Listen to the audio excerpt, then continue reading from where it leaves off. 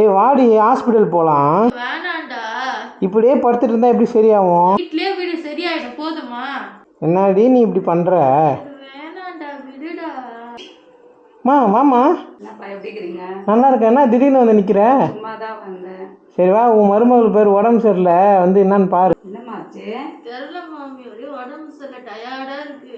என்னடா நான் யாரா 2 நாள் இருந்துட்டு போகலான்னு வந்தேன். ஐயோ என் ஒய்ஃபுக்கு யாரும் உடம்பு சரியில்லையம்மா. சரி பாப்பா நான் கிளம்புறேன். அப்படியாம்மா? சரிம்மா, நான் ஒய்ஃபுக்கு உடம்பு சரியாயிட்ட பேர் சொல்கிறேன். அப்போ வந்து ஒரு 2 நாள் தங்கிட்டு போ, சரியா? வரட்டுமா? போயிட்டு வரட்டுமா? சரி. பத்திரமா போயிட்டு வாங்க. சரிம்மா பாய்மா.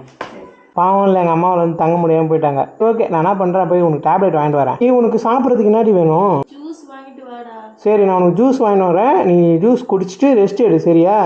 யாரோ கது தருவாங்க. என்னப்பா மருமகனே, எப்படி இருக்கிறீங்க? வாங்க மாமியாரே, இப்போ தான் வந்தீங்களா? எங்கப்பா?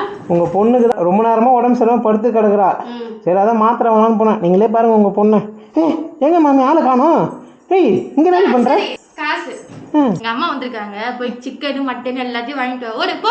எங்க அம்மா வரும்போது நோயாளி மாதிரி படுத்துட்டு இருந்தா, உங்க அம்மா வரும்போது மட்டும் சும்மா அதெல்லாம் அப்படிதான், போய் வாங்கிட்டு வாடா.